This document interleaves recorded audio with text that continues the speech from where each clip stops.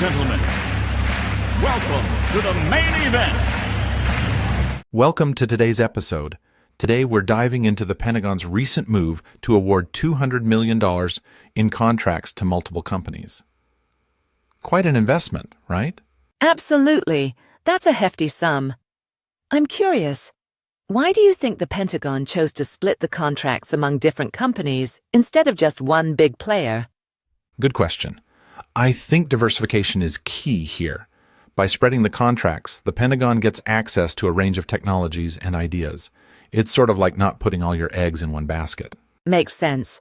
Plus, it can foster competition, which usually means better results and maybe even lower costs. Do you think this approach will actually accelerate technological innovation in defense? I'd say there's a good chance. When companies know they're up against rivals, they tend to push the envelope. And with the Pentagon's backing, these firms can take more risks. Right. But I wonder about oversight. Managing several contracts at once must be a logistical challenge. Do you think the benefits outweigh the added complexity? That's always the balancing act, isn't it? More players mean more moving parts, but also more innovation. I imagine the Pentagon has systems in place to monitor progress, though. I hope so. Otherwise, it could get chaotic fast. Let's talk about the types of companies involved. Do you think it's mostly big defense contractors, or are newer, smaller tech firms getting a slice of the pie?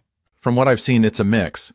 Traditional giants still get a chunk, but there's been a real push to involve startups and small businesses. The Department of Defense wants fresh perspectives. That's encouraging. Sometimes the most creative solutions come from the most unexpected places. Do you think small firms can really compete with the established ones, though? It's tough, but with targeted contracts and mentorship, they stand a chance. Plus, they might be more agile and able to pivot quickly, which is valuable in tech development. True. It reminds me of that classic story, David versus Goliath. Sometimes the underdog surprises everyone. But with so much at stake, do you think the Pentagon is taking a risk by betting on unproven players? There's always some risk, but that's how breakthroughs happen. If you only stick with the tried and true, you miss out on potential game changers. It's like investing in a startup. High risk, high reward. Speaking of rewards, what kinds of technologies are these contracts likely funding? Are we talking about AI, cybersecurity, hardware, or something else? All of the above, I think. Artificial intelligence, cloud computing, cybersecurity, advanced sensors, anything that gives the military an edge. The battlefield is becoming more digital every day. Definitely. Cybersecurity, in particular, seems crucial. With so many digital threats out there, I imagine a chunk of that $200 million is going toward protecting sensitive information. Absolutely. The stakes are high. One breach could have massive consequences, so investing in robust defenses is non-negotiable for the Pentagon. I wonder how much of the innovation will actually trickle down into civilian tech. Sometimes military advancements end up changing our everyday lives, like GPS. That's a great point. A lot of what starts in defense eventually finds its way into the public sector. Who knows? Maybe in a few years we'll all be benefiting from something developed through one of these contracts. It's fascinating to think about, but I also worry about transparency. The defense sector isn't exactly known for being open. Do you think the public will get to see what's being developed? Probably not in detail, at least not right away. National security comes first, so specifics are often classified. But I do think there's growing pressure for some level of transparency, especially with taxpayer money involved. That's fair. Maybe we'll get broad updates or success stories, even if the nitty-gritty details stay under wraps. On another note, do you think this signals a shift in how the Pentagon approaches partnerships? It seems that way. There's a broader openness to working with non-traditional partners, which is a big change from the old days of dealing only with the usual suspects. That's probably healthy for the industry. Monopolies can stifle creativity. It's like having only one coffee shop in town. After a while, you want to try something new. Exactly. And with the pace of technological change, the Pentagon can't afford to rest on its laurels. Bringing in new voices is essential to stay ahead. I wonder if we'll start seeing more public-private partnerships as a result. The lines between military and civilian tech are already blurring. I think so. Collaboration is the name of the game. The private sector has expertise and speed. The Pentagon has resources and a clear mission. It sounds like a recipe for progress. But do you think there's a risk of over-reliance on private companies for critical defense needs? That's a valid concern. There has to be a balance. The government needs to retain core capabilities, but leveraging private sector innovation is smart. It's a bit like relying on your neighbor for Wi-Fi. Convenient until it goes down. You need your own backup. Great analogy. The Pentagon has to make sure it doesn't lose control over key technologies. Looking at the bigger picture, do you think this $200 million is just the beginning? Will we see more investments like this in the coming years? Most likely. The demand for new tech isn't slowing down. As threats evolve, so does the need for advanced solutions. I'd expect even bigger contracts ahead.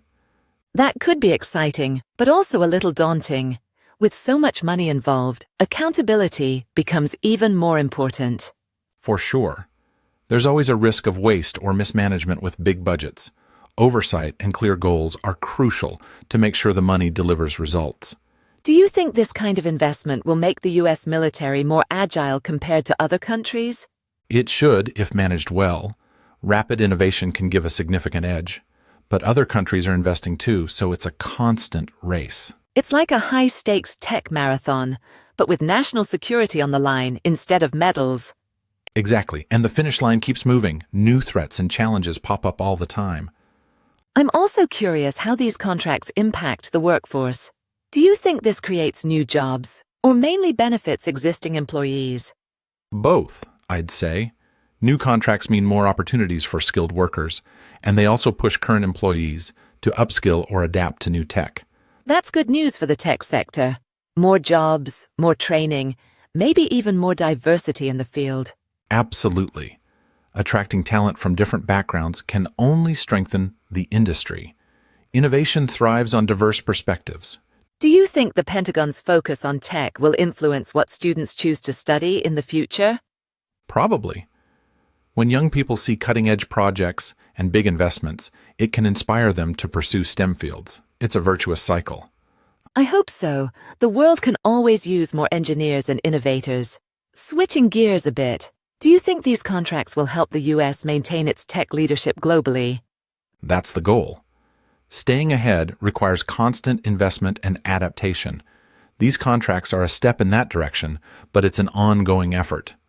No resting on laurels, then. It's a bit like gardening. You have to keep watering the plants, or they'll wilt. Exactly. And sometimes you need to plant new seeds to see what grows best. It'll be interesting to see which companies rise to the top from this round of contracts. Maybe we'll see some new names become household brands. That would be exciting. Innovation can come from anywhere, and with the Pentagon's backing, even small players can make a big impact. As we start to wrap up, what's your biggest takeaway from this $200 million investment? For me, it's the Pentagon's willingness to embrace a broader range of partners and ideas. It shows a real commitment to staying at the forefront of technology. I agree. And it's a reminder that innovation is a team sport. The more diverse the players, the better the results. Well said. It's going to be fascinating to watch how these contracts shape the future of defense and technology. Absolutely. And for our listeners, what do you think? Should the Pentagon keep spreading investments across many companies or focus on a few trusted partners? We'd love to hear your thoughts. A special thank you to marketus.com for furnishing us this information from the NextGov article. Here's a question. How do we contact them? Good question. You can reach them at marketus.com or call them at 954-636-3332.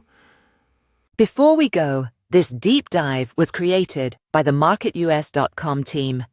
Thanks for tuning in. We'll keep an eye on these developments and bring you updates as they unfold. Until next time, stay curious and keep questioning the status quo. Thanks for watching. I'm Nancy, your AI avatar.